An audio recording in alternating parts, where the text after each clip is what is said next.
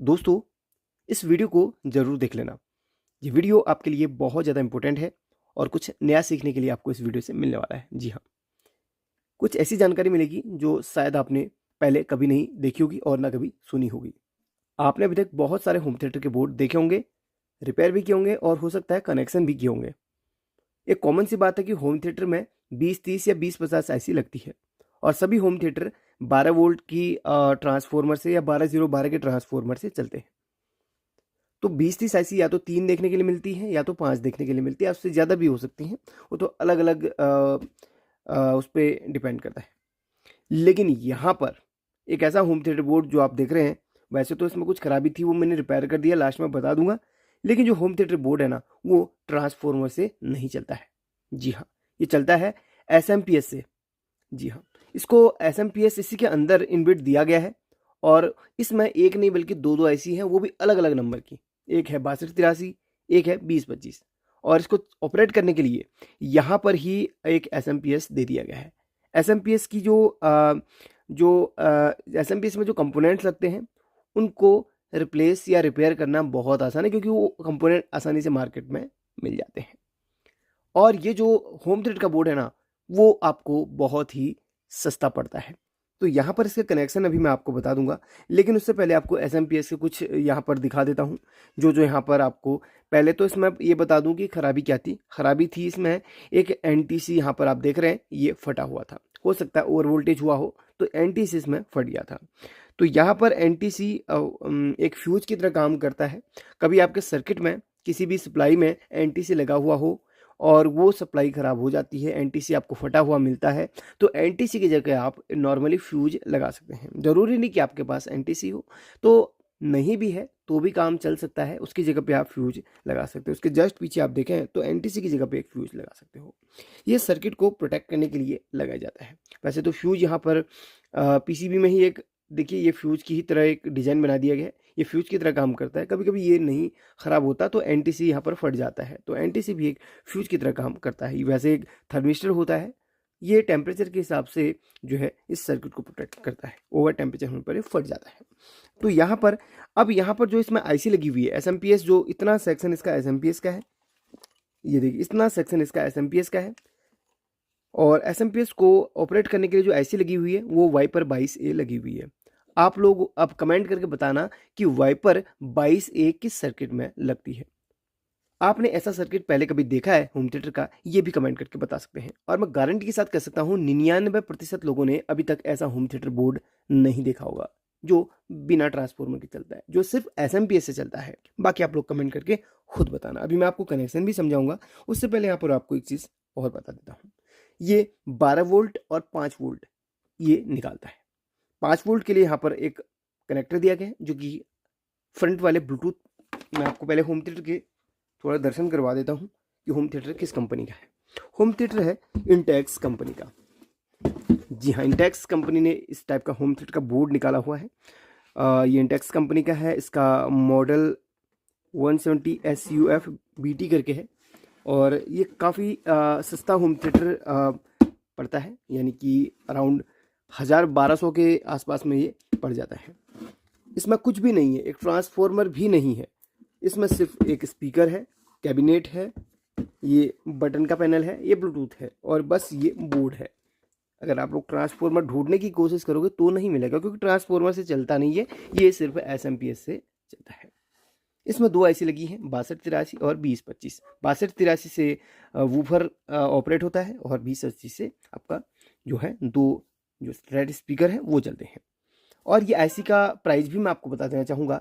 6283 10 से 20 रुपये मिल जाती है और 2025 भी 10 से 20 रुपये में मिल जाती है। यानी कि इसको रिपेयर करना भी बहुत आसान है और रिपेयरिंग जो कॉस्ट आती है वो भी बहुत सस्ती आती है। वाइपर 22A का जो प्राइस है, जो एसएमपीएस में आईसी लगती है, सबसे कॉस्टली यही कंपोनेंट है। एसएमपीएस का सबसे कॉस्टली कंपोनेंट ये है।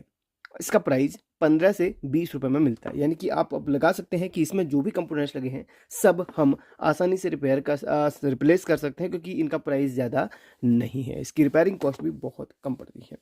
तो अब ये तो रहा इसमें जो जो चीज़ें इस्तेमाल करी गई हैं। अब यहाँ पर क्या है, आपको मैं कुछ कनेक्शन समझा देता हूँ और उसके बाद कुछ फॉल्ट वगैरह इसके समझा दूंगा।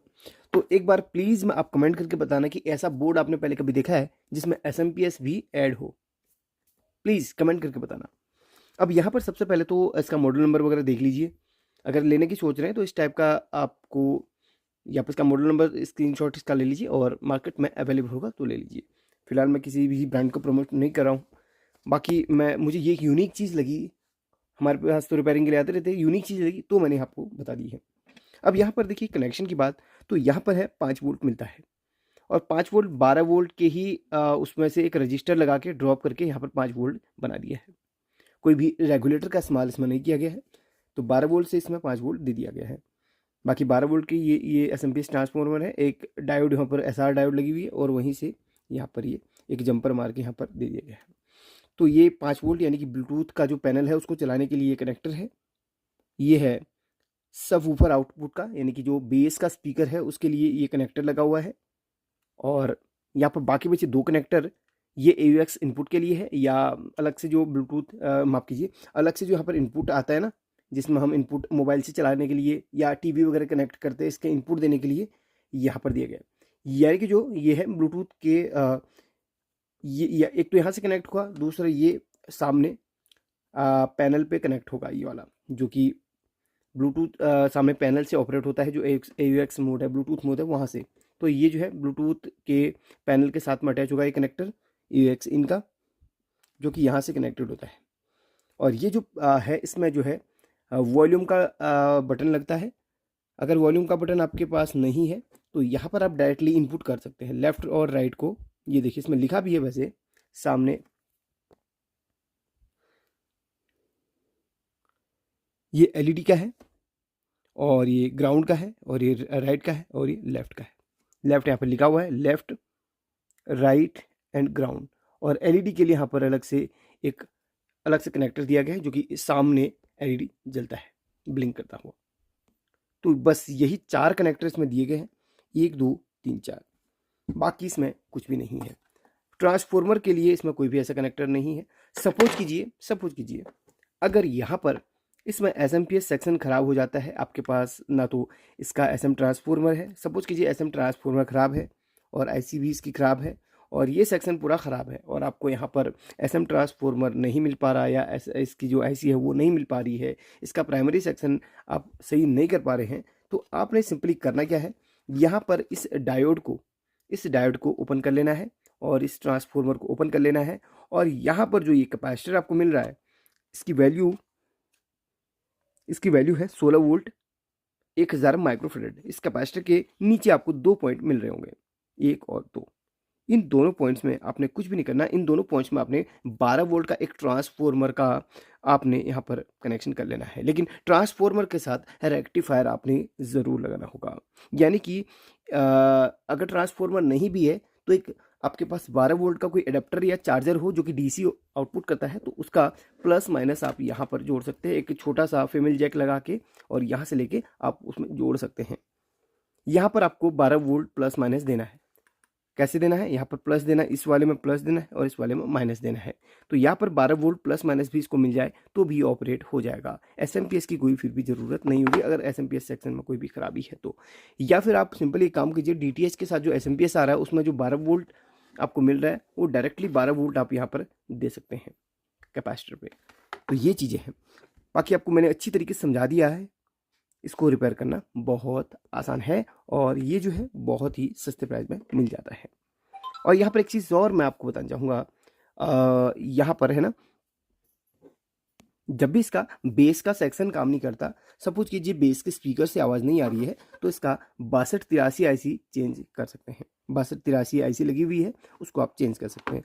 सपोज कीजिए बेस काम कर रहा है और इसका स्पीकर्स आउटपुट के काम नहीं कर रहे हैं ये वाले, तो आपने यहाँ पर 2025 IC चेंज कर लेनी है। TDA 2025, TEA 2025 यहाँ पर लगी हुई है, उसको हीट सिंक इसको निकालिए, उसके नीचे एक IC लगी हुई है जो कि इसके लेफ्ट राइट के स्पीकर्स को चलाती है, उसको चेंज कर लेना है और ये IC आसानी से मार्केट में मिल जाती है। और अगर यहाँ पर इस सेक्शन की रिपेयरिंग का आपको जानना है तो सिंपल ही है, यहाँ पर डायोड लगे हुए हैं, डायोड में कोई शॉर्ट आउट तो नहीं है। अगर NTC आपको ख़राब मिलता है और फ्यूज यहाँ पर उड़ा हुआ मिलता है तो आपने यहाँ पर डायोड और इस IC को चेंज करके देख लेना है।